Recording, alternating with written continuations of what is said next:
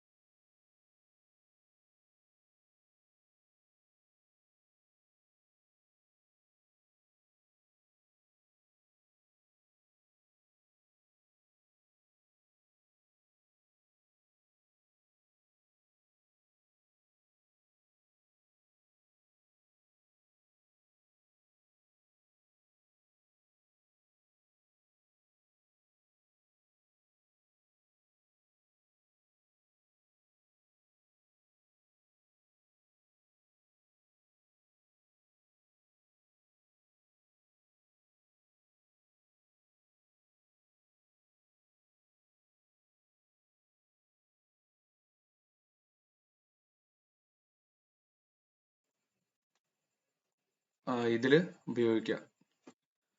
അപ്പോൾ ഇപ്പൊ നമ്മൾ നോക്കണ എന്താണ്, പ്ലോട്ടർ ആണ് നോക്കണ, ഒരു ഔട്ട്പുട്ട് ഉപകരണമാണ്. സോ അപ്പൊ ആ പ്ലോട്ടറുകളിൽ എന്തിനു വേണ്ടിയിട്ടാണ് ഉപയോഗിക്കുന്നതെന്ന് വെച്ച് കഴിഞ്ഞാൽ ഗ്രാഫിന്റെ രൂപകൽപ്പന, അതുപോലെ തന്നെ ഹാർഡ് ഡിസ്ക്, ഹാർഡ് കോപ്പി. നമ്മൾ പറഞ്ഞു ഈ എന്താണ്, നമ്മൾ സയന്റിഫിക് ആയിട്ടുള്ള പർപ്പസിന് വേണ്ടിയിട്ടാണ് ഈ പ്ലോട്ടർ അധികം യൂസ് ചെയ്യുക. സയന്റിഫിക്കോ അല്ലെങ്കിൽ ഹോസ്പിറ്റലിൽ ഇതേപോലത്തെ നമ്മുടെ ഫങ്ഷനിങ്, ഓർഗന്റെ ഒക്കെ ഫങ്ഷനിങ് പ്രോപ്പർ അല്ലേ എന്നൊക്കെ ചെക്ക് ചെയ്യാനായിട്ട് ഉപയോഗിക്കുന്ന ഉപകരണങ്ങൾ. അധികം ഗ്രാഫ് റിലേറ്റഡ് ആയിട്ടുള്ള, മറ്റെന്തെങ്കിലും ഡിസൈൻ റിലേറ്റഡ് ആയിട്ടുള്ള, പ്രിന്റർ പോലെയല്ല. ഇത് കുറച്ചുകൂടെ സയന്റിഫിക് അല്ലെങ്കിൽ എന്തെങ്കിലും അനാലിസിസിനൊക്കെ വേണ്ടിയിട്ടാണ് പ്ലോട്ടർ ഉപയോഗിക്കുക. ഇനി രണ്ട് മൂന്ന് ടൈപ്പ് ഉണ്ട്. ഒന്ന് ഡ്രം പ്ലോട്ടർ ഉണ്ട്, പിന്നെ ഒന്ന് ഫ്ലാറ്റ് ബെഡ് പ്ലോട്ടർ ഉണ്ട്. ഡ്രം പ്ലോട്ടർ എന്ന് പറയുമ്പോൾ ഏകദേശം ഒരു റൗണ്ട് ഷേപ്പിലാണ് ഇതിന്റെ ഈ ഹെഡ്. ഏകദേശം ഇതുപോലെ തന്നെ വരും. പിന്നെ ഫ്ലാറ്റ് ബെഡ് ആയിട്ട് വരുന്ന പ്ലോട്ടറുകളുണ്ട്. ഡ്രം പ്ലോട്ടർ റോളർ പ്ലോട്ടർ എന്നും ഫ്ലാറ്റ് ബെഡ് പ്ലോട്ടർമാർ ടേബിൾ പ്ലോട്ടർ എന്നാണ് അറിയപ്പെടുന്നത്. ഇപ്പോൾ വീണ്ടും ഓർക്കുക, ഡ്രം പ്ലോട്ടർ, റോളർ പ്ലോട്ടർ, അതായത് ഇത് റോൾ ചെയ്തിട്ടാണ്, ഷീറ്റിന്റെ പുറത്തുകൂടെ റോൾ ചെയ്തിട്ടാണ് ഇതിൽ പ്ലോട്ട് ചെയ്യുക. മറ്റതെന്താണ്, ഫ്ലാറ്റ് ബെഡ് പ്ലോട്ടറിനെയാണ് എന്ത് ടേബിൾ പ്ലോട്ടർ എന്നും വിളിക്കുന്നത്. ഓർത്ത് വെച്ചേക്കുക, രണ്ട് ടൈപ്പ് ഉണ്ട് പ്ലോട്ടറുകൾ. ഒന്ന് ഡ്രം പ്ലോട്ടറും മറ്റൊന്ന് ഫ്ലാറ്റ് ബെഡ് പ്ലോട്ടറുമാണ്. അത് അതിന്റെ വർക്കിങ്ങിനനുസരിച്ച് അതിനനുസരിച്ച് എന്താണ് ക്ലാസിഫൈ ചെയ്തെന്നുള്ളൂ. ഓർക്കുക, പ്ലോട്ടർ എപ്പോഴും ഇതേപോലത്തെ എന്തിനെങ്കിലും അനാലിസിസിനോ അല്ലെങ്കിൽ ഈ ഗ്രാഫിന്റെ ഒക്കെ ചിത്രീകരണത്തിനൊക്കെ വേണ്ടിയിട്ടാണ് പ്ലോട്ടർ ഉപയോഗിക്കുക. ഓക്കെ ആണോ? Okay. നെക്സ്റ്റ് ആണ് 3D പ്രിന്റർ.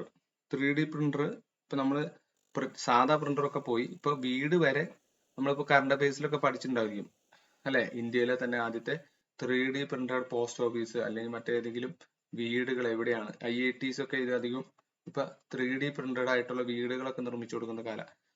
ഇത് ചെറിയ ടൈപ്പ് ഉണ്ട്, ചെറിയ ടൈപ്പ് 3D പ്രിന്റർ ഉണ്ട്. അപ്പൊ നമ്മുടെ ഈ മനുഷ്യന്റെ ഒക്കെ ചില ഈ കാർട്ടൂൺ പരമായിട്ടുള്ള ചില സ്റ്റാറ്റ്യൂസ് ഉണ്ട് ഫാമിലിയിലൊക്കെ, ചെറിയ സ്റ്റാറ്റ്യൂസ് നിങ്ങൾ നോക്കി കഴിഞ്ഞാൽ അത്തരത്തിലുള്ള ഈ ചെറിയ സ്റ്റാറ്റ്യൂസ് ഒക്കെ ഉണ്ടാക്കാനായിട്ട് ഈ 3D പ്രിന്റർ യൂസ് ചെയ്യുന്നുണ്ട്. മെയിൻ ആയിട്ട് വസ്തുക്കളെ പ്രിന്റ് ചെയ്ത് എടുക്കാനായിട്ടാണ്. പണ്ട് നമുക്ക് പേപ്പറിൽ പ്രിന്റ് ചെയ്യുന്നതിന് പകരം ഇപ്പൊ 3D ആയിട്ട് തന്നെ ഒരു ബോളൊക്കെ തന്നെ പ്രിന്റ് ചെയ്ത് എടുക്കാനായിട്ട് പറ്റും. അത് മെറ്റലിൽ ചെയ്യാം, പ്ലാസ്റ്റിക് ചെയ്യാം, പല ടൈപ്പ് സാധനങ്ങളിൽ ഇത് ചെയ്തെടുക്കാവുന്നതാണ്. പിന്നെ മെയിൻ ആയിട്ട് ആർക്കിടെക്റ്റേഴ്സ് ഒക്കെ ഇപ്പോ ഈ ഒരു വീട് നിർമ്മാണത്തിൽ ക്ലയന്റിന് അതിന്റെ ഔട്ട്പുട്ട്, അവരുടെ വീടിന്റെ ഔട്ട്പുട്ട് എങ്ങനെ ഇരിക്കും എന്നൊക്കെ കാണിക്കാനൊക്കെ ആയിട്ട് 3D പ്രിന്റഡ് മോഡൽ ഇപ്പോൾ അധികം വരച്ച് കാണിക്കുന്നുണ്ട്. അതുപോലെ വലിയൊരു ഷോപ്പിംഗ് മാൾ പണിയാണ്, അപ്പൊ അതിന്റെ ഫൈനൽ ലുക്ക് എങ്ങനെയാണെന്നൊക്കെ അറിയാനൊക്കെ ആയിട്ട് ഈ 3D പ്രിന്റഡ് ഇപ്പൊ വ്യാവസായികപരമായിട്ടൊക്കെ ഇത് വളരെയധികം കൂടി വരികയാണ് 3D പ്രിന്ററിന്റെ ടെക്നോളജി. ഇനി ലാസ്റ്റ് ആണ് എന്ത്, ഓഡിയോ ഔട്ട്പുട്ട് പറഞ്ഞത്. ജസ്റ്റ് നമ്മൾ പാട്ട് കേൾക്കുക, പാട്ട് വെക്കുക. അപ്പൊ കമ്പ്യൂട്ടറിന് പണ്ടൊക്കെ സ്പീക്കർ ഉണ്ട്, ഇപ്പൊ ലാപ്ടോപ്പ് ഒക്കെ യൂസ് ചെയ്താൽ അതിൽ തന്നെ ഉണ്ട്. അപ്പോൾ സൗണ്ട് നമുക്ക് വ്യക്തമാക്കാൻ വേണ്ടിയിട്ടാണ് എന്താണ് ഈ ഔട്ട്പുട്ട് ഉപകരണങ്ങൾ, ഓഡിയോ ഔട്ട്പുട്ട് ഉപകരണങ്ങൾ, സ്പീക്കർ ഒക്കെ യൂസ് ചെയ്യുന്നത്. ക്ലിയർ ആണോ?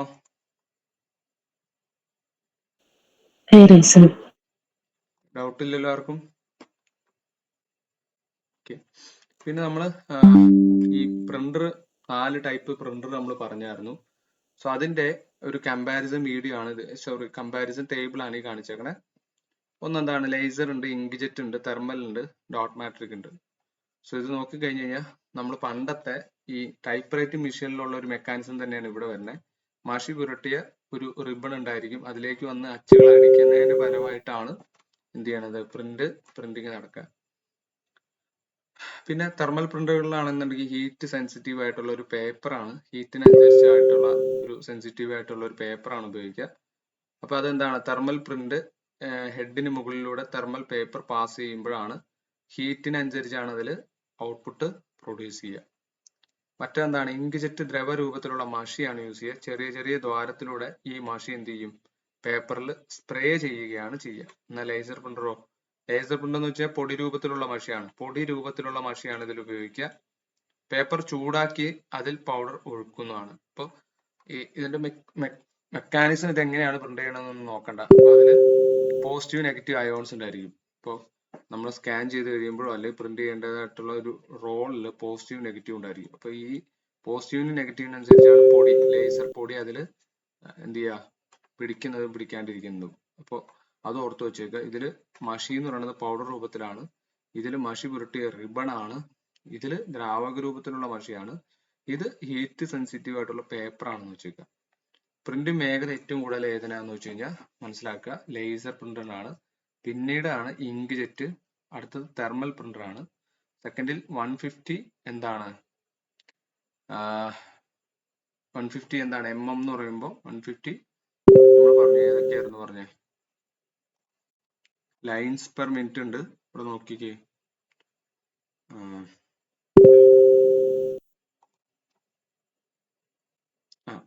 ഒന്ന് ലൈൻസ് പെർ മിനിറ്റ് ഉണ്ട്, പിന്നെ പേജസ് പെർ മിനിറ്റ് ഉണ്ട്, ക്യാരക്ടർ പെർ സെക്കൻഡ് ഉണ്ട്. ഇതിൽ പക്ഷെ mm എന്നാണ് പറഞ്ഞേക്കണേ.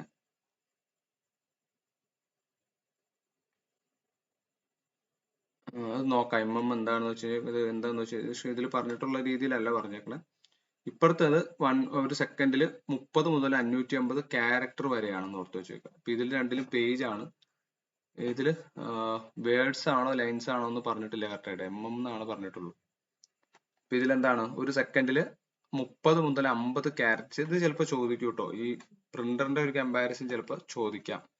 ഇതിൽ ഏത് പ്രിന്റിലാണ് ഇത് അനുയോജ്യമായിട്ട് വരുന്നതെന്ന് ചോദിക്കാം. അപ്പൊ ഏറ്റവും കൂടുതൽ സ്പീഡ് ഏതിനാന്ന് വെച്ച് കഴിഞ്ഞാൽ ലേസർ പ്രിന്റർ ആണെന്ന് ഓർത്ത് വെച്ചേക്കുക.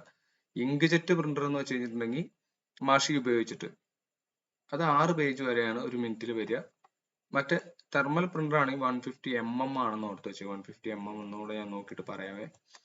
ഇനി ഡോട്ട് മാട്രിക് പ്രിന്ററുകൾ എന്താണ്, 30 മുതൽ 550 ക്യാരക്ടർ വരെയാണ്. അപ്പൊ അത്രയും സ്ലോ ആണ് അത്. ഞാൻ പറഞ്ഞു, ഈ സപ്ലൈകോയിലും ത്രിവേണിയിലൊക്കെ ബില്ലടിക്കാൻ വേണ്ടിയിട്ട് മാത്രമാണ് ഈ ഡോട്ട് മാട്രിക് പ്രിന്ററുകൾ യൂസ് ചെയ്യുന്നത്. ഗുണമേന്മ നോക്കുകയാണെങ്കിൽ വില കൂടുതലും സ്പീഡ് കൂടുതലും ഉള്ളതിന് എന്തായിരിക്കും, നല്ല ഗുണമേന്മയായിരിക്കും അല്ലെ. ഗുണമേന്മയുള്ള പ്രിന്റിങ് ബ്ലാക്ക് ആൻഡ് വൈറ്റിന് നല്ല ക്വാളിറ്റി ആയിരിക്കും. ലേസർ കളറും ഉണ്ട്, അത് ഓർത്ത് വെച്ചേക്കുക. പിന്നെ മഷി ഉള്ളത് എന്താണ്, ഗുണമേന്മ ഉള്ളത് പ്രത്യേകിച്ച് ചെറിയ ഫോണ്ടുകൾക്ക് നല്ല വലിയ ഫോട്ടോയൊക്കെ എടുക്കുമ്പോൾ ഇതിന് അത്രയധികം ക്വാളിറ്റി ഉണ്ടാവില്ല. തെർമൽ പ്രിന്ററോ ചിത്രങ്ങൾ പ്രിന്റ് ചെയ്യുന്നതിന് യോജിച്ചതല്ല, ടെക്സ്റ്റുകൾ പ്രിന്റ് ചെയ്യുന്നതിന് മാത്രമാണ് തെർമൽ പ്രിന്ററുകൾ നല്ലത്, ഓർത്ത് വെച്ചേക്കുക. പിന്നെ ചിത്രങ്ങൾ പ്രിന്റ് ചെയ്യാൻ യോജിച്ചവയല്ല, ടെക്സ്റ്റിന്റെ അടിസ്ഥാനത്തിൽ. അപ്പൊ അവസാനത്തെ രണ്ടെണ്ണം എന്താണ്, ടെക്സ്റ്റുകൾ പ്രിന്റ് ചെയ്യാൻ മാത്രമാണ് നല്ലത്. പിന്നെ ഗുണങ്ങൾ നോക്കുകയാണെങ്കിൽ എന്താ, ശബ്ദം തീരെ ഉണ്ടാവില്ല, വേഗത്തിൽ പ്രിന്റ് ലഭിക്കും, ഉയർന്ന പ്രിന്റ് നിലവാരമാണ്. ശബ്ദമില്ല, ഉയർന്ന പ്രിന്റ് നിലവാരം, ഉപകരണത്തിന് പ്രത്യേക തയ്യാറെടുപ്പ് ആവശ്യമില്ല, കുറഞ്ഞ ഉപകരണ വിലയാണ്. ഇതും എന്താണ്, തെർമൽ പ്രിന്ററിനും ശബ്ദമില്ല, വേഗത ചെറുതാണ്, ഭാരം കുറവുണ്ട്, കുറഞ്ഞ വൈദ്യുതിയാണ് ഉപയോഗിക്കുക, കൊണ്ടു നടക്കാവുന്നതാണ്. എന്നാൽ ഇതോ, റിബണിന് വില കുറവായതുകൊണ്ട് പ്രിന്റിങ്ങിന് വില കുറവാണ്, കാർബൺ കോപ്പിയും എടുക്കാം. ദോഷം വെച്ച് നോക്കുകയാണെങ്കിലോ, പേപ്പർ കുടുങ്ങാനുള്ള സാധ്യത കൂടുതലാണ്, പെട്ടെന്ന് പ്രിന്റ് ചെയ്യുമ്പോൾ പെട്ടെന്ന് അങ്ങ് വലിച്ചുകൊണ്ട് പോകും. അതുപോലെ തന്നെ ടോണർ എന്ന് വെച്ച് കഴിഞ്ഞാൽ അതിൽ ഉപയോഗിക്കുന്ന പൊടി രൂപത്തിലുള്ള മഷിയാണ്. ടോണറിന്റെ വില കൂടുതലാണ്, ഉപകരണത്തിനും വില കൂടുതലാണ്. അപ്പൊ അത് ദോഷമായിട്ട് വരുന്നുണ്ട്. പിന്നെ മഷിക്ക് വില കൂടുതലാണ്, മഷി വാട്ടർ പ്രൂഫ് അല്ല, അതിനാൽ സ്പ്രേ ചെയ്യുമ്പോൾ തടസ്സങ്ങൾ നേരിടാം. ഇതിന് മെയിൻ ഈ ഒരു ഇങ്ക്ജെറ്റ് പ്രിന്ററിന്റെ മെയിൻ പ്രശ്നം എന്താണെന്ന് വെച്ചാൽ അതിന്റെ ഓരോ തവണ ആ പ്രിന്റർ പ്രിന്റ് ചെയ്ത് കഴിയുമ്പോഴും അതിന്റെ നോസിലിൽ വന്നിട്ട് എന്ത് ചെയ്യും, മഷി അടിഞ്ഞു കൂടും. ആ മഷി അടിഞ്ഞു കൂടിയ മഷി അടുത്ത തവണ ഓൺ ആക്കുമ്പോൾ ഈ മഷി ക്ലീൻ ചെയ്തിട്ടേ ഇത് യൂസ് ചെയ്യുള്ളൂ. അങ്ങനെ കുറെ ലോസ് ഇതിൽ സംഭവിക്കാം. ഇങ്ക്ജെറ്റ് പ്രിന്ററിന് അങ്ങനെ ഒരു ഡിസഡ്വാൻറ്റേജസ് കൂടെ ഉണ്ട്. പിന്നെ സ്പെഷ്യൽ തെർമൽ പേപ്പർ ആവശ്യമായിട്ട് വരുന്നു. പ്രിന്റിംഗ് ഗുണമേന്മ കുറവാണ്. ഇതിന് സെപ്പറേറ്റ് ആയിട്ട് എന്ത് ചെയ്യണം, തെർമൽ പേപ്പറുകൾ ലഭ്യമായെങ്കിൽ മാത്രമാണ് അതിൽ പ്രിന്റ് എടുക്കാൻ പറ്റുള്ളൂ. പിന്നെ ഇതിനെന്താണ്, പ്രാരംഭ മുടക്ക് കൂടുതലാണ്, വേഗത്തിൽ പ്രിന്റ് ചെയ്യുന്നില്ല, ശബ്ദം കൂടുതലാണ്. ഇതിൽ എന്താണ് താരതമ്യേന ഇതിന് സ്പീഡ് കുറവാണ്, വേഗത്തിൽ കുറയുന്നില്ല, ക്ലാരിറ്റി ഒക്കെ കുറവായിരിക്കും. പ്രിന്റർ കറക്റ്റ് ആണോ, ഓക്കെ ആണോ?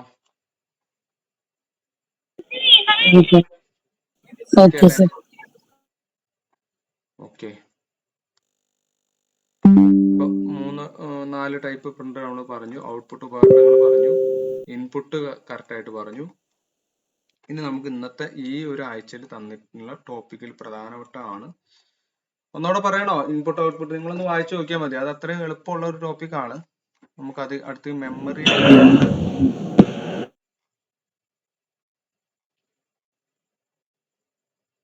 ഓക്കെ അല്ലേ?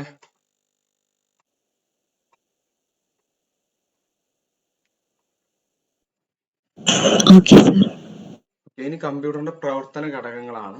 അപ്പൊ ഏതൊക്കെയാണ് ഒരു കമ്പ്യൂട്ടറിന് വേണ്ടിയിട്ടുള്ള പ്രവർത്തന ഘടകങ്ങളാണ്. അതിൽ നമ്മൾ ഇൻപുട്ട് പറഞ്ഞു,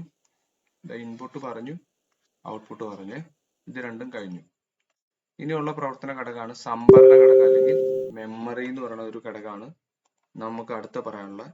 പിന്നീട് കമ്പ്യൂട്ടറിന്റെ ബ്രെയിൻ ആണ് ഇത്, കൺട്രോൾ യൂണിറ്റ്, ALU, രജിസ്റ്റർ ഒക്കെ അടങ്ങിയിട്ടുള്ള സെൻട്രൽ പ്രോസസിംഗ് യൂണിറ്റ് പറയും. ഇതാണ് CPU. അപ്പൊ ഈ CPU പറയാനുണ്ട്. അതിനു മുമ്പ് നമുക്ക് സംഭരണ ഘടകമുണ്ട്. അപ്പൊ ഇത്തരത്തിലുള്ള ഘടകങ്ങൾ എല്ലാം കൂടി ചേർന്നാണ് മോഡേൺ കമ്പ്യൂട്ടർ എന്ന് പറയാൻ പറ്റുള്ളൂ.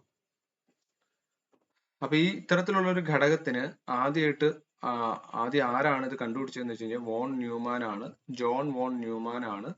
അപ്പോൾ എന്താണ്, വർഷങ്ങളായിട്ട് കമ്പ്യൂട്ടറുകൾ അതിന്റെ വലിപ്പം, രൂപം, വില, പ്രകടനം എന്നിവയിൽ വ്യത്യസ്തത പുലർത്തുന്നുണ്ടെങ്കിലും അതിന്റെ ഘടന അടിസ്ഥാനപരമായിട്ട് ഒന്ന് തന്നെയാണ്. അപ്പൊ ആ ഒരു ഘടന ആദ്യമായിട്ട് മുന്നോട്ട് വെച്ചത് ആരാന്ന് വെച്ച് കഴിഞ്ഞാൽ ജോൺ വോൺ ന്യൂമാൻ ആണെന്ന് ഓർത്തു വെച്ചുക. ഇദ്ദേഹത്തിന്റെ ന്യൂമാൻ ആർക്കിടെക്ചർ ആണ് ഇപ്പൊ എല്ലാ കമ്പ്യൂട്ടറിലും എന്ത് ചെയ്യുന്നത്, അടിസ്ഥാനപ്പെടുത്തിയിട്ടുള്ളത്. ഓക്കെ ആണല്ലോ?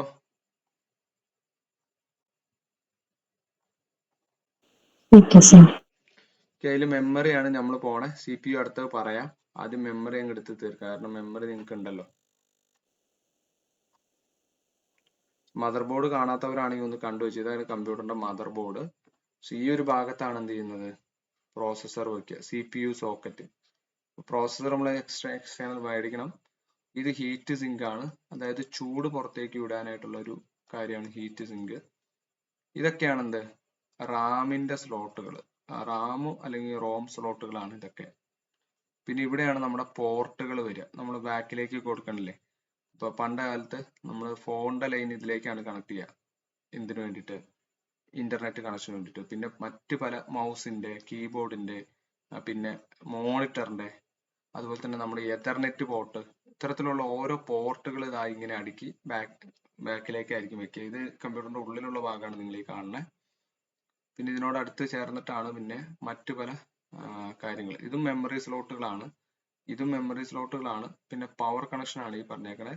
ഇത് ഹീറ്റ് സിങ്ക് ആണ്. ഹീറ്റ് സിങ്ക് എന്ന് വെച്ച് കഴിഞ്ഞാൽ ബോർഡിലെ ചൂട് പുറത്തേക്ക് കളയുന്നതിനുള്ള ഉപകരണമാണ് ഹീറ്റ് സിങ്ക് എന്ന് പറയുന്നത്.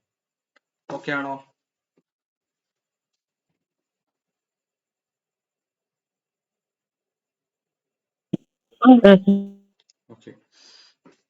ഓക്കെ, ഇനി നമ്മൾ മെമ്മറി തുടങ്ങുകയാണ്. അടുത്താണ് നമ്മൾ മെമ്മറിയാണ് വളരെയധികം ചോദ്യം ചോദിക്കുന്നതും കുറച്ച് നിങ്ങൾക്ക് മനസ്സിലാക്കാൻ ഇച്ചിരി പാടുള്ളതാണ് മെമ്മറി. അതിന്റെ ബേസിക് ആയിട്ടുള്ള ഒരു ബാക്ക്ഗ്രൗണ്ട് ഞാൻ പറഞ്ഞുതരാം, മെമ്മറി എങ്ങനെ പ്രവർത്തിക്കുന്നു. അതിനുശേഷം നിങ്ങൾ വായിക്കുമ്പോൾ അങ്ങ് ക്ലിയർ ആയിക്കോളും. അപ്പൊ മെമ്മറി എന്തിനു വേണ്ടിയിട്ടാ, ഡാറ്റ സംഭരിച്ചു വെക്കാനായിട്ടുള്ള ഒരു ഉപകരണമാണ് മെമ്മറി. അപ്പോൾ ഡാറ്റയോ നിർദ്ദേശങ്ങളോ ഫലങ്ങളോ താൽക്കാലികമായിട്ട്, ഏതൊക്കെയാണ്, ഡാറ്റ, ഇൻസ്ട്രക്ഷൻസ്, റിസൾട്ട്, ഇതൊക്കെ താൽക്കാലികമായിട്ടോ സ്ഥിരമായിട്ടോ സൂക്ഷിച്ച് വെക്കാനുള്ള സ്ഥലമാണ് എന്ത്, മെമ്മറി. മെമ്മറിയെ പ്രധാനമായിട്ടും രണ്ടായിട്ടാണ് തരംതിരിച്ചിരിക്കുന്നത്. ഒന്ന് പ്രാഥമിക മെമ്മറി എന്നും ദ്വിതീയം. പ്രാഥമികം പ്രൈമറി, സെക്കൻഡറി ദ്വിതീയം. ഇനി മദർ ബോർഡിൽ സ്ഥിതി ചെയ്യുന്നതും പ്രോസസ്സറുമായിട്ട് നേരിട്ട് ബന്ധപ്പെടുന്നതുമായിട്ടുള്ള മെമ്മറിയാണ് എന്ത്? പ്രാഥമിക മെമ്മറി. അതൊക്കെയാണ് എന്ത്? റാം, പിന്നെ റോം. അപ്പോൾ പ്രോസസ്സറിൽ സ്ഥിതി ചെയ്യുന്നതും, അതായത് മദർ ബോർഡിൽ സ്ഥിതി ചെയ്യുന്നതും പ്രോസസ്സറുമായിട്ട് നേരിട്ട് ബന്ധപ്പെടുന്നതായിട്ടുള്ള മെമ്മറിയാണ് എന്ത്? പ്രാഥമിക മെമ്മറി. പിന്നെ സ്ഥിരമായി വിവരങ്ങൾ സൂക്ഷിക്കാൻ ഉപയോഗിക്കുന്നതും പ്രോസസ്സറുമായിട്ട് പ്രാഥമിക മെമ്മറിയിലൂടെ മാത്രം വിവരങ്ങൾ കൈമാറുന്നതുമായിട്ടുള്ള മെമ്മറിയാണ് എന്ത്? ദ്വിതീയ മെമ്മറി. സോ ഇതാണ് പ്രോസസ്സർ, മൈക്രോ പ്രോസസ്സർ ഇതാണെന്ന് വിചാരിക്കുക. ഇവിടെയാണ് നമ്മുടെ എന്ത്? റാം അല്ലെങ്കിൽ റോം. ഇതന്നെയാണ് എന്ത്? പ്രാഥമിക മെമ്മറി, പ്രൈമറി മെമ്മറി എന്ന് പറയും. അടുത്താണ് എന്ത്? നമ്മുടെ ഹാർഡ് ഡിസ്ക്, പിന്നെ എന്തൊക്കെയാണ്? ഫ്ലോപ്പി ഡിസ്ക്, ഇത്തരത്തിലുള്ള CD, ഇതൊക്കെ എന്താണ്? സെക്കൻഡറി മെമ്മറിയാണ്. സോ ഇതിന് ആദ്യം എന്ത് ചെയ്യണം? പ്രോസസ്സറുമായിട്ട് കമ്മ്യൂണിക്കേഷൻ ചെയ്യണമെന്നുണ്ടെങ്കിൽ ഇതാ പ്രൈമറി മെമ്മറിയിൽ വന്ന് അവിടേക്കാണ് മൈക്രോ പ്രോസസറിലേക്ക് പോവുക. തിരിച്ച് മൈക്രോ പ്രോസസർ എന്നുള്ള ഒരു റിസൾട്ട് ഈ മെയിൻ മെമ്മറി അല്ലെങ്കിൽ സെക്കൻഡറി മെമ്മറിയിൽ സ്റ്റോർ ചെയ്യണമെന്നുണ്ടെങ്കിൽ പ്രൈമറി മെമ്മറിയിൽ വരും. പിന്നെ പ്രൈമറി മെമ്മറിയിൽ നിന്നാണ് പിന്നീട് തിരിച്ച് ആ പർട്ടിക്കുലർ ലൊക്കേഷനിലേക്ക് സേവ് ചെയ്യുള്ളൂ. അത് കറക്റ്റ് ആണോ?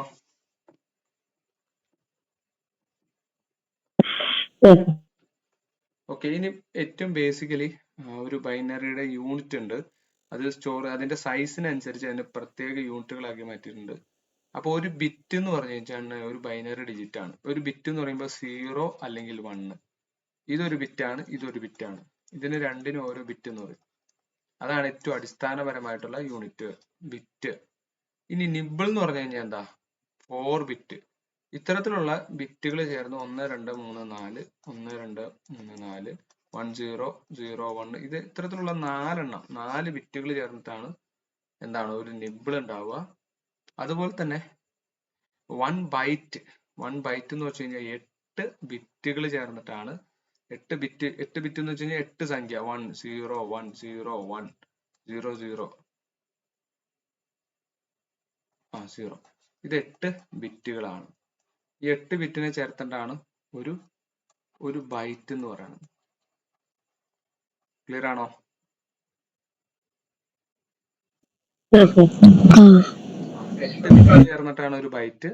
അതുപോലെ 1024 ബൈറ്റുകൾ ചേർന്നിട്ടാണ് ഒരു കിലോ ബൈറ്റ്. പിന്നെ 1024 കിലോ ബൈറ്റ് ചേർന്നിട്ടാണ് ഒരു മെഗാബൈറ്റ്.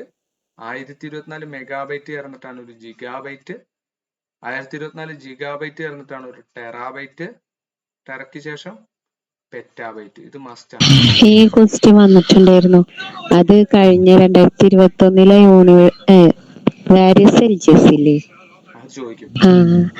വാരിയസ് എൽജിഎസിൽ ഈ ക്വസ്റ്റ്യൻ കണ്ടപ്പോഴേ ഞാൻ ഇത് എവിടുന്ന് PYQ യൂണിവേഴ്സിറ്റി എൽജിഎസിന് വേണ്ടിയിട്ട് അനലൈസ് ചെയ്തപ്പോ അതിൽ കണ്ടതാ ഈ ക്വസ്റ്റ്യൻ. അപ്പൊ ഞാൻ വിചാരിച്ചത് എന്താ ഒരു ഐറ്റിയുടെ ക്വസ്റ്റ്യൻ ഒക്കെ കൊടുത്തിട്ടിരിക്കണം. ഇത് SCRT ആണല്ലേ?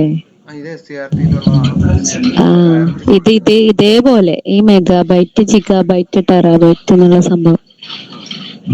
അപ്പൊ ഇത് പഠിച്ചു വെക്കണം. ഇത് അതേപോലെ ചോദിക്കാം. IT ഒരു മാർക്ക് ക്വസ്റ്റ്യൻ ആണ് ഈ സംഭവം. ഇത് കറക്റ്റ് ആയിട്ട് പഠിച്ചു വെക്കാം. ആദ്യം ഒരു എത്രാം ക്ലാസ് മുതൽ IT സ്റ്റാർട്ട് ചെയ്യണത്? SCRT 5ാം ക്ലാസ് മുതലുണ്ടോ അതോ 6ആണോ? ചെറിയ ചില ചാപ്റ്ററുകൾ മാത്രമേ ഉള്ളൂ. നിങ്ങൾ മെയിൻ ആയിട്ട് +1 SCRT വായിച്ചാൽ +1 SCRT കമ്പ്യൂട്ടർ സയൻസ് നോക്കിയാൽ മതി. അതില് ബേസിക്കലി എല്ലാം പറയുന്നുണ്ട്. മറ്റേലൊക്കെ ചില ചാപ്റ്ററുകളിലായിട്ടാണ് പറയുന്നത്. നമ്മൾ ഡിസ്കസ് ചെയ്യുന്നത് +1 SCRTയിലെ 1-2 വീഡിയോയിൽ ഇങ്ങനെ സാറ് പറയുന്നുണ്ട് LDCക്ക് IT പഠിക്കുമ്പോ അത് SCRT ബേസ് ചെയ്തിട്ട് മാത്രം പഠിച്ചാൽ മതി, അതിന് തന്നെ വരണുള്ളൂ IT എന്നുള്ളത്. അതാ ഞാൻ ചോദിച്ചത്. കാരണം ഇതിലുള്ള എന്താണ് സോഫ്റ്റ്വെയർ കാര്യങ്ങളൊക്കെയാണ് നിങ്ങൾക്ക് എക്സാമിന് വരിക. അപ്പൊ അത് എന്താണെന്നൊന്നും ഒരു അറിവുണ്ടെങ്കിൽ നിങ്ങൾക്ക് അത് ഓർത്തു വെക്കാം. ഈ NCERT വായിക്കുമ്പോ നമ്മുടെ സിലബസിലത്തെ മാത്രമായിട്ട് ആ NCERT വായിച്ചാൽ പോരെ? NCERT മൊത്തം പഠിക്കണം വേണ്ടല്ലോ? മൊത്തമൊന്നും വേണ്ട. ഇതില് +1 SCRTയിൽ വേറെ ചില കാര്യങ്ങളൊക്കെ ഉണ്ട്. അതൊന്നും വേണ്ട. നമ്മുടെ സിലബസിലുള്ള കാര്യം മാത്രം നോക്കിയാൽ മതി. അപ്പൊ അത് സിലബസ് വെച്ചിട്ട് മാത്രം നോക്കുക. എല്ലാം വായിച്ച് വെച്ചോണ്ടിരുന്നു കഴിഞ്ഞാൽ സമയം പോകും. അതൊന്നും നമുക്ക് ആവശ്യമില്ലാത്ത. അപ്പൊ നിങ്ങൾ എപ്പോൾ എന്ത് പ്രിപ്പയർ ചെയ്യുന്നുണ്ടെങ്കിലും സിലബസിൽ ആ പറഞ്ഞ കാര്യം ഉണ്ടോ അത് മാത്രം വായിച്ചാൽ മതി. ഇല്ലാത്ത വായിച്ച് വെറുതെ സമയം കളഞ്ഞിട്ട് കാര്യമില്ല. അപ്പൊ ഇത് ക്ലിയർ ആണല്ലോ?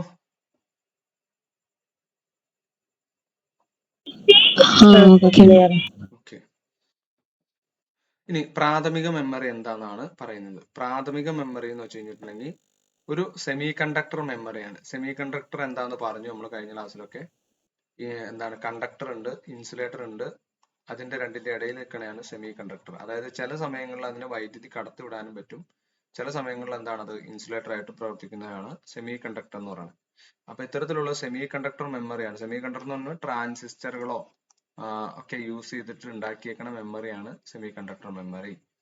അപ്പൊ ഇതിന് CPU-ന് നേരിട്ട് കൈകാര്യം ചെയ്യുന്നു. നേരിട്ടാണ് CPU കൈകാര്യം ചെയ്യുന്നത്. ഇതിന് ഡാറ്റ വളരെ വേഗത്തിൽ അയക്കുവാനും സ്വീകരിക്കാനുള്ള കഴിവുണ്ട്. 3 തരത്തിലുള്ള മെമ്മറിയാണ് ഇതിൽ ഉൾപ്പെട്ടിരിക്കുന്നത്. RAM, ROM, cache memory. നോക്കി വെച്ചേക്ക്. ഇതിൽ രജിസ്റ്റർ ഇല്ല കേട്ടോ. രജിസ്റ്റർ ചിലപ്പോൾ തരും. രജിസ്റ്റർ എന്ന് പറയുന്നത് മെമ്മറി എന്നുള്ള ഇതിൽ പെടുത്താൻ പറ്റില്ല. അത് പ്രോസസ്സറിന്റെ തന്നെ ഒരു ഭാഗമായിട്ടാണ് വരിക. ഇപ്പൊ പ്രൈമറി മെമ്മറിയിൽ ഏതൊക്കെയാണെന്ന് ചോദിച്ചു കഴിഞ്ഞാൽ രജിസ്റ്ററും കൂടി നിങ്ങൾക്ക് ഓപ്ഷൻ തരും. സോ രജിസ്റ്റർ എന്തല്ല, പ്രാഥമിക മെമ്മറി അല്ല എന്ന് പിന്നെ ഓർക്കുക. റാം, റോം, ക്യാഷ് മെമ്മറി, ഇത് മൂന്നുമാണ് പ്രാഥമിക മെമ്മറിയിൽ SCERT-യിൽ പറഞ്ഞിട്ടുള്ളൂ. നിങ്ങൾക്ക് ഇത് എന്തെങ്കിലും തെറ്റിപ്പോവുകയാണെങ്കിൽ റഫറൻസിന് ആ ക്വസ്റ്റിന്റെ നിങ്ങൾക്ക് ചലഞ്ച് ചെയ്യാവുന്ന കാര്യമുള്ളൂ. ഓർത്ത് വെച്ചേക്കുക. റാം, റോം, ക്യാഷ് മെമ്മറി അതെന്തൊക്കെയാന്ന് നമുക്ക് പറയാം.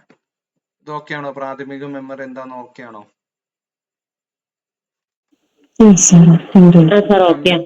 Computer background ഇല്ലാത്തവരുണ്ടോ? എന്തെങ്കിലും ഒരു രീതിയിൽ കമ്പ്യൂട്ടറുമായിട്ട് ബന്ധമില്ലാത്തവരോ എന്തെങ്കിലും പറഞ്ഞിട്ട് മനസ്സിലാവായിക എന്തെങ്കിലും ഉണ്ടോ? അങ്ങനെയാണെങ്കിൽ ഒന്നും കൂടി ഞാൻ പറയാം, സിംപ്ലിഫൈ ചെയ്യാം. ഒന്ന് പറയണേ. ആരെങ്കിലും ഉണ്ടോ? ഇത് കേട്ടിട്ട് ഒന്ന് മനസ്സിലാവായിക ഉണ്ടോന്ന് ആർക്കെങ്കിലും? കാരണം ഞാൻ വായിക്കേണ്ടി വരും. ഒന്നും കൂടെ ബുക്ക് വായിച്ചു പഠിക്കേണ്ടി വരും. ഒരു ക്ലാസ് കേട്ടോണ്ടൊന്നും അവർക്ക് തോന്നുന്നില്ല. ഞാന് തീരായിട്ട് നോക്കിയിട്ടില്ല. അതൊന്ന് നോക്കുക. നിങ്ങൾ എന്തെങ്കിലും ഡൗട്ട് നിങ്ങൾക്ക് എവിടെയാണ് വന്നെങ്കിൽ ഒന്ന് മെസ്സേജ് അയച്ചിട്ടാൽ മതി. കാരണം എന്താന്ന് വെച്ച് കഴിഞ്ഞാൽ ഇതൊക്കെ ബേസിക് കാര്യങ്ങളാണ്. ഒന്ന് ജസ്റ്റ് നിങ്ങളൊന്ന് ഓർത്ത് വെച്ചേക്കുക. അപ്പൊ പ്രാഥമിക മെമ്മറി എന്ന് വെച്ച് കഴിഞ്ഞാൽ കമ്പ്യൂട്ടർ ഉണ്ട്. ഞാനിത് ഇപ്പൊ പറഞ്ഞുതരാം. ഇപ്പൊ ഇതാണ് എന്താണ് മദർ ബോർഡ്. അപ്പൊ ഈ മദർ ബോർഡിൽ തന്നെ കണ്ടോ ഈ മെമ്മറി സ്ലോട്ട് കണ്ടോ നിങ്ങൾ? ഈ മെമ്മറി സ്ലോട്ടിലേക്കാണ് ഈ റാം, ഇതേപോലത്തെ ഒരു കാർഡ് ഉണ്ടായിരിക്കും.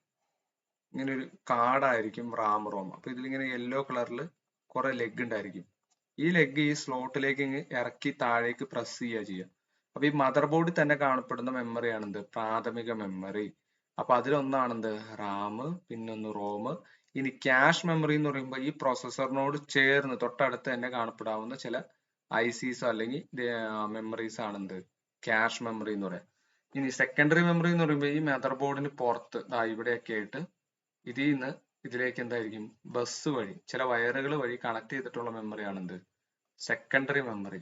ഇത് പ്രൈമറി മെമ്മറി, ഇത് സെക്കൻഡറി മെമ്മറി. രജിസ്റ്റർ എവിടെയാന്ന് വെച്ച് കഴിഞ്ഞാൽ ഈ പ്രോസസ്സർ ഇവിടെയാണ് വെക്കുന്നത്. ആ പ്രോസസ്സറിന്റെ ഉള്ളിൽ തന്നെ ഉള്ള ഒരു ഭാഗമാണ് രജിസ്റ്റർ. ഇപ്പൊ ക്ലിയർ ആയോ?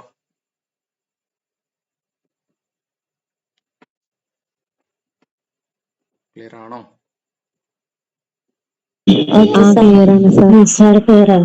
ഓക്കെ. ക്യാഷ് മെമ്മറി കൂടുതൽ എവിടെയാണ് കാണപ്പെടുന്നത്? നമ്മളെ സാധാരണ മൊബൈലിലൊക്കെ ക്യാഷ് മെമ്മറി യൂസ് ചെയ്യുന്നുണ്ടോ? മൊബൈലില് ക്യാഷ് മെമ്മറി എന്ന് വെച്ച് കഴിഞ്ഞിട്ടുണ്ടെങ്കിൽ ഒന്നല്ലെങ്കിൽ എന്ത് ചെയ്യാം, അത് പ്രോസസ്സറിന്റെ ഭാഗമായിട്ട് തന്നെ വരാം. അതല്ലെങ്കിൽ പ്രോസസ്സറിനോട് ഏറ്റവും ചേർന്ന്, അതായത് റാമിന്റെയും പ്രോസസ്സറിന്റെ ഇന്റർമീഡിയറ്റ് ആയിട്ട് ആക്സസ് ചെയ്യുന്ന അല്ലെങ്കിൽ പ്രവർത്തിക്കുന്ന മെമ്മറിയാണ് ക്യാഷ് മെമ്മറി. ആ ക്യാഷ് മെമ്മറി ഒരു സെമി കണ്ടക്ടർ മെമ്മറിയാണ്. അത് മെയിൻ ആയിട്ട് എന്താ പറയാ, ക്യാഷ് മെമ്മറി യൂസ് ചെയ്യുന്ന വെച്ച് കഴിഞ്ഞാൽ നമ്മൾ എന്തെങ്കിലും ഒരു കാൽക്കുലേഷൻ ചെയ്യണം. ആ കാൽക്കുലേഷന്റെ ഇന്റർമീഡിയറ്റ് റിസൾട്ട് പ്രോസസ്സർ മെയിൻ ആയിട്ട് സൂക്ഷിക്കാനൊക്കെ ആയിട്ട് ഉപയോഗിക്കുക. അതായത് ഏതെങ്കിലും ഒരു പ്രവൃത്തി ചെയ്തുകൊണ്ടിരിക്കുമ്പോൾ അതിന്റെ ഏതെങ്കിലും ഒരു സ്റ്റെപ്പിൽ വരുന്ന റിസൾട്ട് താൽക്കാലികമായിട്ടോ ടെമ്പററി ആയിട്ടോ ഒക്കെ സ്റ്റോർ ചെയ്യാനായിട്ടാണ് ക്യാഷ് മെമ്മറി യൂസ് ചെയ്യുക. ക്ലിയർ ആവുണ്ടോ? അതൊന്നല്ലെങ്കിൽ പ്രോസസ്സറിനോട് ചേർന്നിട്ട് തന്നെ ഇരിക്കാം, അല്ലെങ്കിൽ പ്രോസസ്സർ തന്നെ ഇരിക്കാം. അത് ഡിസൈനേഴ്സിന്റെ ഒക്കെ ഒരു സ്വാതന്ത്ര്യമാണ് എവിടെ വെക്കണം എന്നുള്ളത്. എന്തൊക്കെയായാലും റാമിനേക്കാളും തൊട്ടടുത്തായിരിക്കും ഇതിന്റെ പ്ലേസ്മെന്റ് വരിക. ഓക്കെ ആണോ രംഗീഷേ? ക്ലിയർ ആയി സാറേ. ഓക്കെ. അപ്പൊ പ്രാഥമിക മെമ്മറി ഓർത്ത് വെച്ചേക്കുക, റാം, റോം, ക്യാഷ് മെമ്മറി ഉള്ളൂ. ഒരു രജിസ്റ്ററും ഇല്ല, ഓർത്ത് വെച്ചേക്കുക. രജിസ്റ്റർ ഇല്ല. രജിസ്റ്റർ മൈക്രോ പ്രോസസറിന്റെ ഉള്ളിൽ തന്നെ വരുന്ന ചില മെമ്മറി, അതായത് ഇതിന്റെ കാൽക്കുലേഷൻ ഒക്കെ സഹായിക്കുന്ന മെമ്മറി ഭാഗമായിട്ട്, മെമ്മറിയുടെ ഭാഗമല്ല, മെമ്മറി ഓർത്തു വെക്കാനായിട്ട് സഹായിക്കുന്ന മറ്റൊരു എന്താണ് മെമ്മറി ലൊക്കേഷൻ എന്ന് ഒക്കെ പറയാം നമുക്ക്. അത് പ്രോസസറിന്റെ തന്നെ ഒരു പ്രോസസർ ഉണ്ടാക്കുമ്പോൾ പ്രോസസർ ഉണ്ടാക്കിയേക്കണ ട്രാൻസിസ്റ്റർ യൂസ് ചെയ്തിട്ടാണ്. അപ്പൊ അത്തരത്തിലുള്ള ട്രാൻസിസ്റ്റർ യൂസ് ചെയ്തിട്ട് ഉണ്ടാക്കിയേക്കണ ചില പ്രോസസറിന്റെ ഉള്ളിൽ തന്നെയുള്ള ചില സ്റ്റോറേജ് ലൊക്കേഷൻസിനെയാണ് രജിസ്റ്റർ എന്ന്. അത് മെമ്മറിയുടെ പാർട്ട് അല്ല, അത് പ്രോസസറിന്റെ തന്നെ ഒരു പാർട്ടാണ്. ഇനി അടുത്താണ് എന്ത്, റാൻഡം ആക്സസ് മെമ്മറി, റാം. അപ്പൊ റാൻഡം ആക്സസ് മെമ്മറി, റാം എന്ന് പറഞ്ഞു കഴിഞ്ഞാൽ എന്താണ് കണ്ടോ. ഇതാണ് ഞാൻ ആദ്യം പറഞ്ഞ ആ കാർഡ് കണ്ടോ. ഈ കാർഡ് നമ്മൾ ഈ പറഞ്ഞ കണ്ടോ ഈ മദർ ബോർഡിന്റെ ഈ സ്ലോട്ടിലേക്ക് ഇറക്കി വെക്കുക ചെയ്യുക. അപ്പൊ ചില മദർ ബോർഡില് ഇപ്പൊ നിങ്ങൾക്ക് ആദ്യം ഉണ്ടായിരുന്ന റാം തികയേണ്ട വന്നു കഴിഞ്ഞാൽ ഈ റാം എടുത്ത് പൊക്കിയിട്ട് കപ്പാസിറ്റി കൂടി ഇതിനോട് ഇന്റർഫേസ് ചെയ്യാവുന്നതാണ്. ഇങ്ങനെ കാർഡ് രൂപത്തിലാണ് ഇത് കിട്ടുക. അപ്പൊ ഓർത്ത് വെച്ചേക്കുക, റാം എന്ന് പറഞ്ഞാൽ എന്താ, ഒരു വോളറ്റൈൽ മെമ്മറിയാണ്. വോളറ്റൈൽ എന്ന് വെച്ച് കഴിഞ്ഞിട്ടുണ്ടെങ്കിൽ പവർ പോയി കഴിഞ്ഞ് കഴിഞ്ഞാൽ ഇതിലെ ഡാറ്റ എന്ത് ചെയ്യും, ലോസ് ആയി പോകും. അപ്പൊ മൈക്രോ പ്രോസസറിന് ഡാറ്റ സംഭരിക്കുവാനും തിരിച്ചയക്കുവാനും സാധിക്കുന്ന റാം എന്ന പ്രാഥമിക മെമ്മറിയാണ് ചിത്രത്തിൽ കാണിച്ചിരിക്കുന്നത്. അപ്പൊ ഓർക്കുക, മൈക്രോ പ്രോസസറിൽ നിന്ന് അങ്ങോട്ട് ഡാറ്റ സെൻഡ് ചെയ്യാം, തിരിച്ച് ഇവിടെ നിന്നുള്ള ഡാറ്റ മൈക്രോ പ്രോസസറിലേക്ക് ആക്സസ് ചെയ്യുകയും ചെയ്യാം.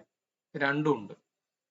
ഇനി റാമിനുള്ളിൽ നിന്ന് ഡാറ്റ എവിടെ നിന്ന് വേണമെങ്കിലും ശേഖരിക്കാനും തിരിച്ചെടുക്കാനും സാധിക്കും. അതാണ് പറഞ്ഞത്. CPU പ്രോസസ്സ് ചെയ്യുന്ന ഡാറ്റയോ നിർദ്ദേശങ്ങളോ റാമിനുള്ളിൽ നിർബന്ധമായും ഉണ്ടായിരിക്കണം. വൈദ്യുത ബന്ധം നിലയ്ക്കുമ്പോൾ റാമിനുള്ളിൽ അടങ്ങിയിരിക്കുന്നതെല്ലാം നഷ്ടപ്പെടുന്നു. അതാണ് ഞാൻ പറഞ്ഞ വോളറ്റൈൽ ആണെന്ന്. വൈദ്യുതി ഉള്ളത് വരെ ഇതിൽ ഡാറ്റ ഉണ്ടാവുള്ളൂ. അതിനാൽ റാം ഒരു അസ്ഥിര മെമ്മറിയാണ്.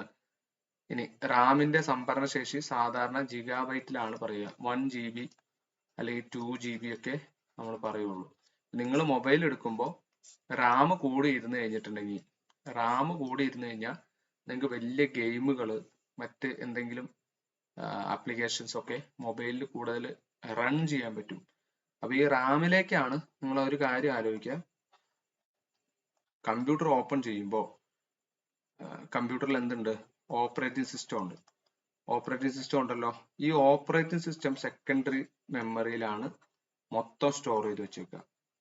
സോ റാമിലേക്ക് ഞാൻ പറഞ്ഞു സെക്കൻഡറി മെമ്മറിക്ക് എന്ത് ചെയ്യാൻ പറ്റില്ല, ഡയറക്റ്റ് CPU ആയിട്ട് കമ്മ്യൂണിക്കേഷൻ ചെയ്യാൻ പറ്റില്ല. അപ്പോൾ ഓരോ ലൈൻ ബൈ ലൈൻ ആയിട്ടുള്ള ഓപ്പറേറ്റിംഗ് സിസ്റ്റത്തിന്റെ ഓരോ ലൈനും ഈ റാമിലേക്ക് കോപ്പി ചെയ്തതിന് ശേഷം റാം എന്ത് ചെയ്യും, അതിനെ മൈക്രോ പ്രോസസറിലേക്ക് കൊടുക്കുകയാണ്. അല്ലാണ്ട് ഒന്നിച്ച് ഇതിലേക്ക് കോപ്പി ചെയ്യൽ നടക്കില്ല. കാരണം റാമിന്റെ സൈസ് അത്ര വലുതല്ല. ഓപ്പറേറ്റിംഗ് സിസ്റ്റത്തിന് കംപ്ലീറ്റ് ആയിട്ട് ഹോൾഡ് ചെയ്യാവുന്ന ഒരു സൈസ് ആർക്കില്ല, റാമിനില്ല. അതുകൊണ്ട് തന്നെ കുറച്ച് പാർട്ടുകൾ മാത്രമാണ് കോപ്പി ചെയ്യുക. അത് തീർന്നു കഴിയുമ്പോൾ അടുത്ത പാർട്ട്, അങ്ങനെയാണ് പ്രോസസ്സ് നടക്കുന്നത്. ക്ലിയർ ആണോ?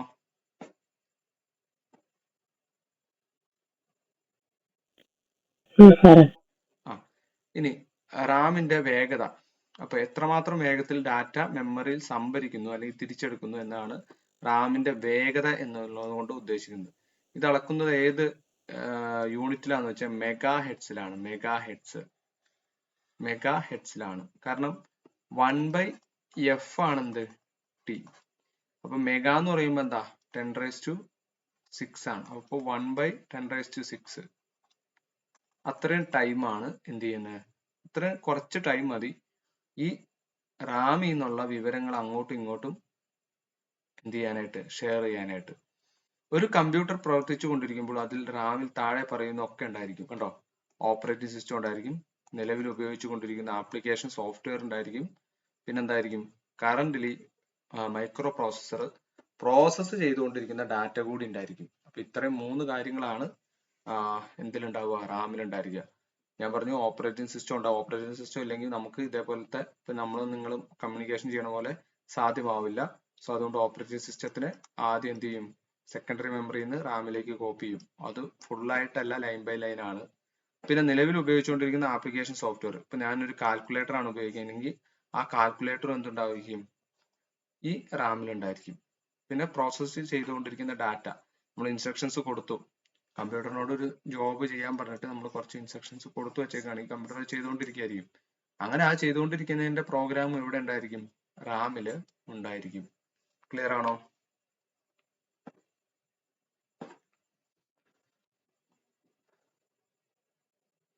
ക്ലിയർ അല്ലേ?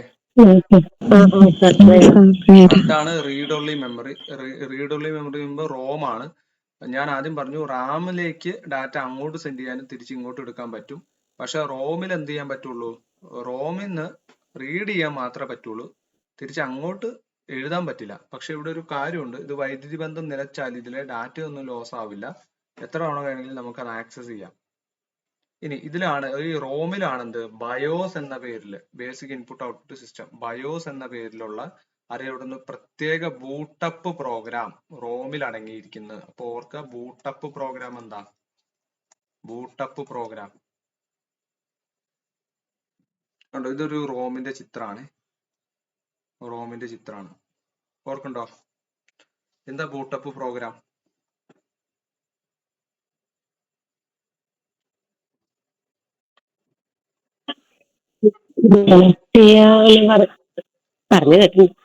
ബൂട്ട് ചെയ്യാന്ന് പറഞ്ഞാൽ എന്താ?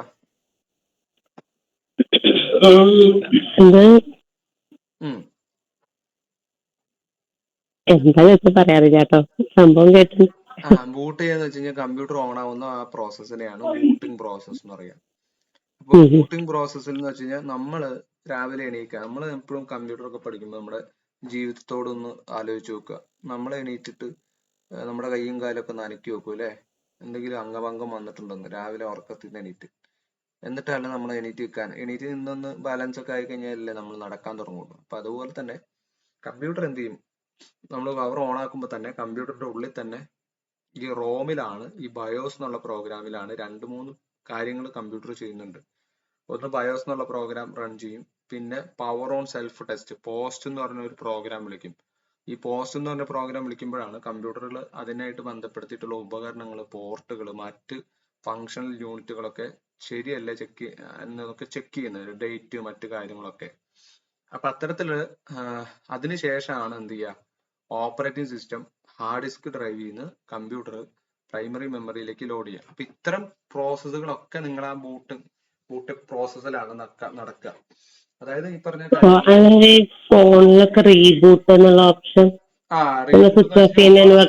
സ്റ്റാർട്ട് ചെയ്യും, എന്തെങ്കിലും സ്റ്റക്ക് ആയി പോയി കഴിഞ്ഞു കഴിഞ്ഞാൽ പിന്നെ ഒന്നും കമ്പ്യൂട്ടർ. അന്നേരം വീണ്ടും എന്തെങ്കിലും പ്രശ്നം ഉണ്ടെങ്കിൽ കമ്പ്യൂട്ടർ അത് ഡിഫോൾട്ട് ആയിട്ട് സെറ്റ് ചെയ്ത് വെക്കും. അല്ലെങ്കിൽ നമുക്ക് എന്തെങ്കിലും കോംപ്ലിക്കേറ്റഡ് ആയിട്ടുള്ള എന്തെങ്കിലും ഉണ്ടെങ്കിൽ അത് മെസ്സേജിൽ കൺവേ നമുക്ക് ചെയ്തു തരും കമ്പ്യൂട്ടർ. ഇന്ന പോർട്ട് പ്രശ്നമുണ്ട്, ഇന്ന പോർട്ട് കണക്ട് ചെയ്തിട്ടില്ല എന്നൊക്കെ കമ്പ്യൂട്ടർ ഐഡന്റിഫൈ ചെയ്യും. അപ്പൊ അതൊക്കെ നടക്കുന്നത് ഈ ബൂട്ടപ്പ് പ്രോസസ്സിലാണ്. അതിന് സഹായിക്കുന്ന ബയോസ് എന്നുള്ളൊരു എന്താണ് പ്രോഗ്രാം എവിടെ എടുക്കണേന്ന് വെച്ച് കഴിഞ്ഞാൽ ഈ റീഡ് ഓൺലി മെമ്മറിയിലാണ്. അപ്പോൾ എന്താണ്, റോം ചിപ്പാണ് ഈ താഴെ കാണിച്ചിരുന്നത്. കമ്പ്യൂട്ടർ ഓൺ ചെയ്യുമ്പോഴോ ബൂട്ടപ്പ് കണ്ടോ, ഓൺ ചെയ്യുമ്പോഴോ അല്ലെങ്കിൽ ബൂട്ടപ്പ് ചെയ്യുമ്പോഴോ ഈ സോഫ്റ്റ്വെയർ എന്ത് ചെയ്യുന്നുണ്ട്, പ്രവർത്തിക്കുന്നുണ്ട്. ഇത് കമ്പ്യൂട്ടർ ഹാർഡ്വെയറിനെ പരിശോധിക്കുകയും ഓപ്പറേറ്റിംഗ് സിസ്റ്റത്തിനെ മെമ്മറിയിലേക്ക് കൊണ്ടുവരികയും ചെയ്യുന്നു. റോമിന്റെ ചില പരിഷ്കരിച്ച രൂപങ്ങൾ, റോം പല ടൈപ്പ് ഉണ്ട്, അത് ഏതൊക്കെയാണെന്നാണ് അടുത്ത നോക്കുന്നത്. അപ്പൊ റോം ശരിക്കും പറഞ്ഞു കഴിഞ്ഞാൽ നിങ്ങൾ ഒന്നുകൂടെ കുറച്ചുകൂടെ ഒക്കെ പറയുകയാണെങ്കിൽ, ഡീറ്റെയിലിംഗ് പറയുകയാണെങ്കിൽ, ഈ കമ്പ്യൂട്ടറിൽ 2 ടൈപ്പ് ഉണ്ട്. ഈ റോം ഇരിക്കുന്നത് സൗത്ത് ബ്രിഡ്ജ്, നോർത്ത് ബ്രിഡ്ജ് എന്ന് പറഞ്ഞ 2 ബ്രിഡ്ജുകൾ ഉണ്ട്. നോർത്ത് ബ്രിഡ്ജ് ഉണ്ട്, സൗത്ത് ബ്രിഡ്ജ് ഉണ്ട്. ഈ സൗത്ത് ബ്രിഡ്ജിലാണ് റോം ഇരിക്കുന്നത്. ഈ റോം എന്തിനു വേണ്ടിയെന്ന് വെച്ച് കഴിഞ്ഞിട്ടുണ്ടെങ്കിൽ ഇത്തരത്തിലുള്ള സോഫ്റ്റ്വെയർ, കമ്പ്യൂട്ടറിന്റെ ഓപ്പറേഷൻ, മറ്റ് കാര്യങ്ങളൊക്കെ ശരിയല്ലേ എന്നൊക്കെ ചെക്ക് ചെയ്യാൻ. നോർത്ത് ബ്രിഡ്ജ് എന്തിനാന്ന് വെച്ച് കഴിഞ്ഞാൽ ഈ മെമ്മറി റിലേറ്റഡ് ആയിട്ടുള്ള കാര്യങ്ങളൊക്കെ ഓപ്പൺ ആവുന്നുണ്ട്, പെരിഫറൽ ഡിവൈസ് ഇതിന്റെയൊക്കെ കൺട്രോളിംഗ് ആയിട്ടാണ് അത് അത്ര ഡീറ്റെയിലിംഗ് ഒന്നും ആയിട്ട് പോകണ്ട. അപ്പൊ നിങ്ങൾ ഇത്ര മാത്രം അറിഞ്ഞിരുന്നാൽ മതി. റോമില് ഈ ബയോസ് എന്ന് പറഞ്ഞ ഒരു പ്രോഗ്രാം ഇരിക്കുന്നുണ്ട്. അത് എന്തിനു വേണ്ടതെന്ന് വെച്ചാൽ ബൂട്ടപ്പ് പ്രോസസ്സ്, അതുപോലെ തന്നെ കമ്പ്യൂട്ടറിന്റെ ഓപ്പറേറ്റിംഗ് സിസ്റ്റം മെയിൻ മെമ്മറിന്ന് വെച്ചാൽ ഓക്സിലറി മെമ്മറി കേട്ടോ, മെയിൻ മെമ്മറി അല്ല, ഓക്സിലറി മെമ്മറി. മെയിൻ മെമ്മറി ആണ് പ്രാഥമിക മെമ്മറി.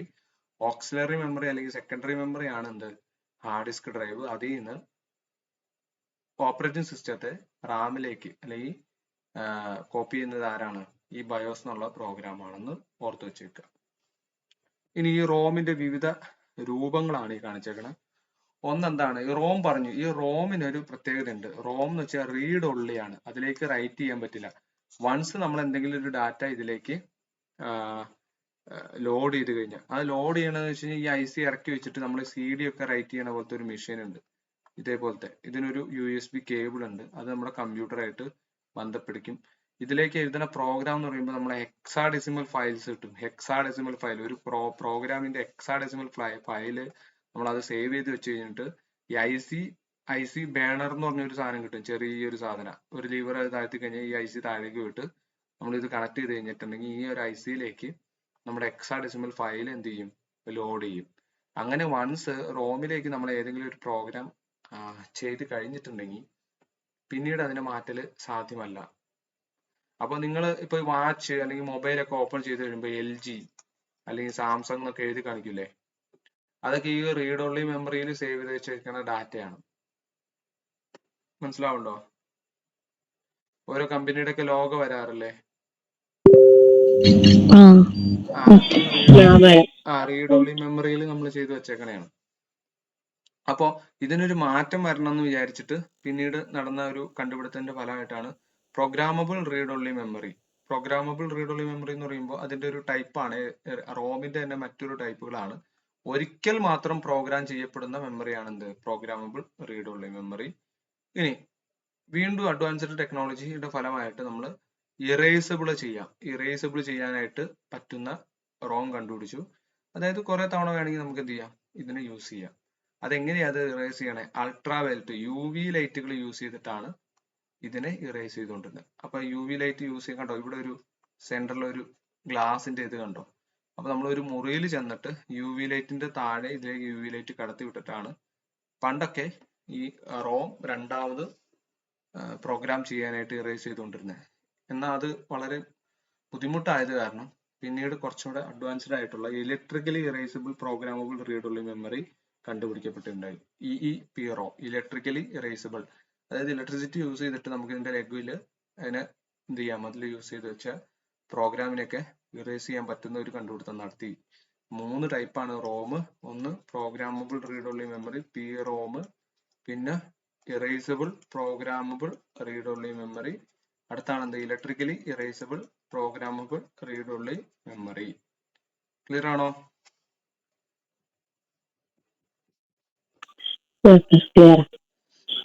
ഇനി എന്താണ് റാൻഡം ആക്സസ് മെമ്മറി റോമും തമ്മിലുള്ള കമ്പാരിസൺ ആണ്. രണ്ടും എന്താണ്, വേഗത കൂടുതലാണ്, റാമിന് വേഗത കുറവാണ്. കമ്പ്യൂട്ടർ പ്രവർത്തിക്കുമ്പോൾ ഡാറ്റയും ആപ്ലിക്കേഷൻ പ്രോഗ്രാമും ഓപ്പറേറ്റിംഗ് സിസ്റ്റവും ഇത് സൂക്ഷിക്കുന്നു. പ്രവർത്തിക്കുമ്പോൾ ഇതാണ് സൂക്ഷിക്കുന്നത്. പിന്നെ കമ്പ്യൂട്ടർ ബൂട്ട് ചെയ്യാനുള്ള പ്രോഗ്രാം ഏതാണ്, റോമാണ്. ഡാറ്റയുടെ എന്താണ്,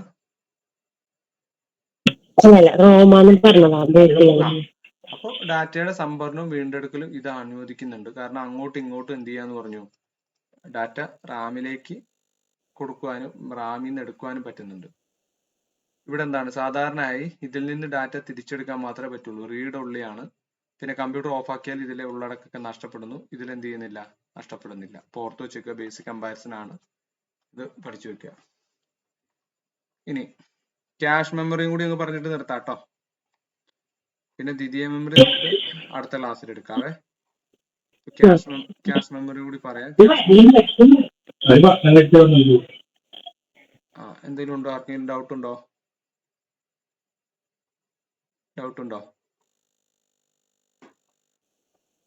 ഇല്ലല്ലോ. അപ്പൊ നമുക്ക് ക്യാഷ് മെമ്മറി കൂടി എടുത്തിട്ട് നമുക്ക് വൈൻഡ് ചെയ്യാവേ. അപ്പൊ എന്താണ് ക്യാഷ് മെമ്മറി?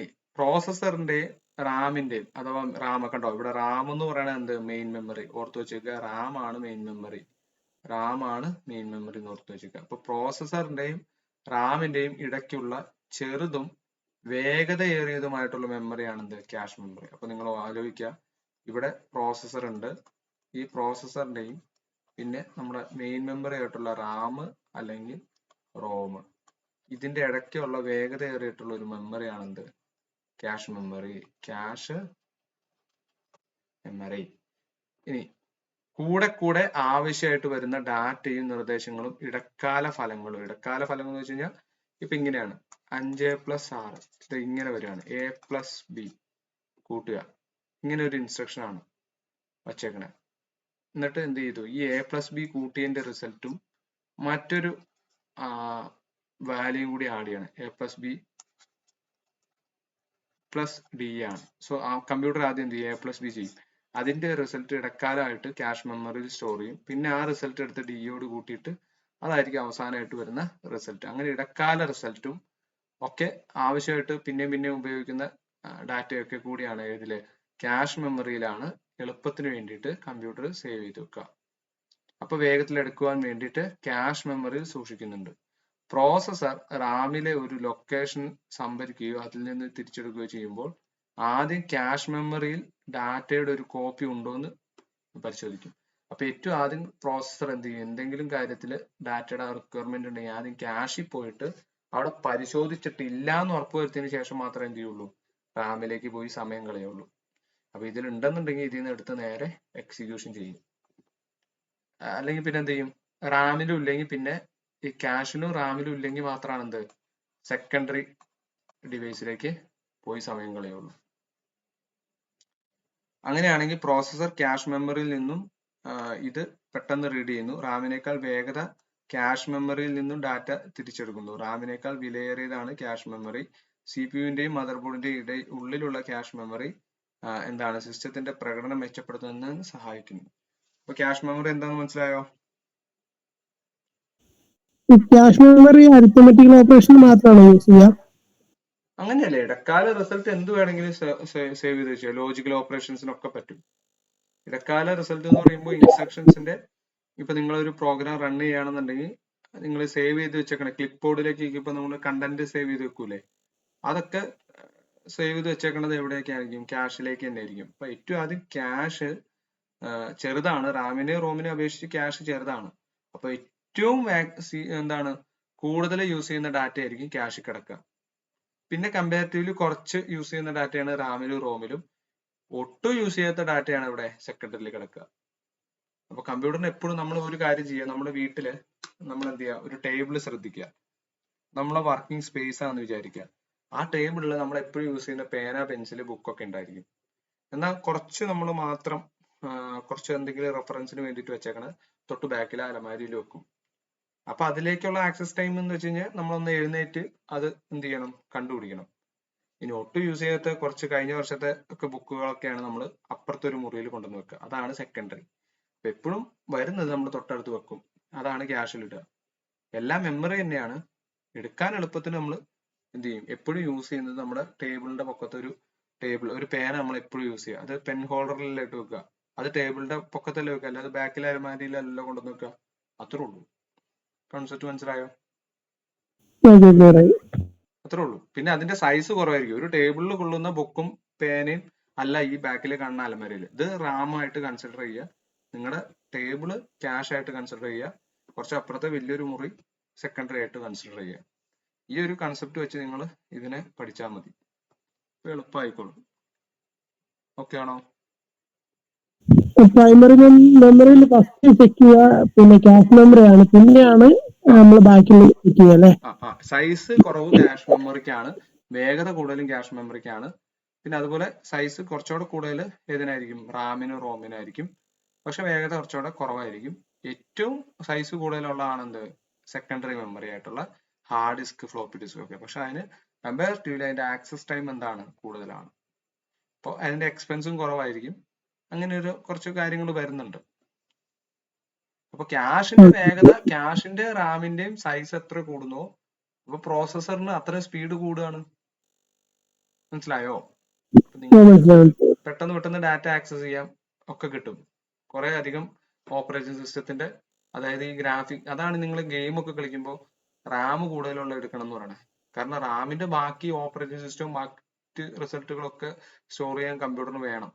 അപ്പൊ ഇത് വലിയൊരു ഗെയിം ലോഡ് ചെയ്യുമ്പോൾ ഹാങ് ആയി പോകും. കമ്പ്യൂട്ടറിന് പെട്ടെന്ന് അത് റിക്കളക്ട് ചെയ്യാനായിട്ട് ഹീറ്റ് ആവുക, അങ്ങനെയൊക്കെ പ്രശ്നം വരും. അപ്പൊ റാമിന്റെ കപ്പാസിറ്റി കൂടുതലുണ്ടെങ്കിൽ കമ്പ്യൂട്ടറിന് കുറച്ചുകൂടെ റിലാക്സ് ആയിട്ട് വർക്ക് ചെയ്യാന്ന് മാത്രം. അങ്ങനെയാണ് അതിന്റെ കോൺസെപ്റ്റ് തന്നെ. ക്ലിയർ അല്ലേ?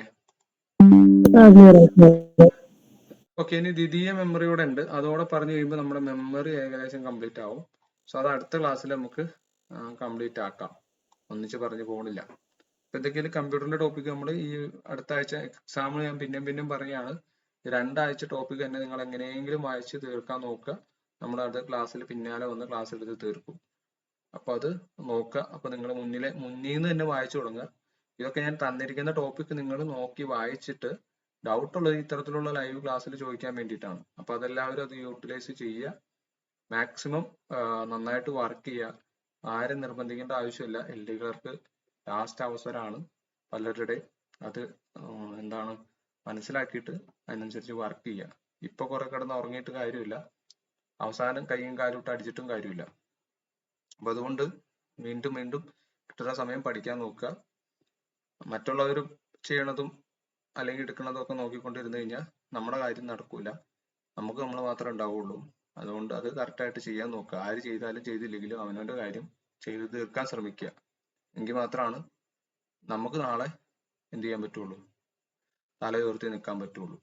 അതുകൊണ്ട് അത് മനസ്സിലാക്കിയിട്ട് എല്ലാവരും വർക്ക് ചെയ്യുക. വർക്ക് ചെയ്താൽ കിട്ടാവുന്നതേ ഉള്ളൂ, അതാദ്യം മനസ്സിലാക്കുക. വർക്ക് ചെയ്യാണ്ട് കിട്ടണം എന്ന് ആഗ്രഹിച്ചു കഴിഞ്ഞാൽ അത് നടക്കത്തില്ല. അതുകൊണ്ട് ആകെ ഒരു 4 മാസമുള്ളൂ മുന്നിൽ. ഈ 4 മാസം കഷ്ടപ്പെടാൻ തന്നെ തീരുമാനിക്കുക, ശരിക്കും കഷ്ടപ്പെടുക. അപ്പൊ ഒരു ജോലി കിട്ടിക്കോളും. ഓക്കെ, അപ്പൊ എല്ലാവർക്കും good night. Okay sir, good night. Good night. Okay, thank you. ആ, സാർ ക്ലാസ് രാവിലെ ഞാനേ SCRT വെക്കാം, നോക്കാം കേട്ടാ. ഞാൻ ഇപ്പൊ ശരി ശരി.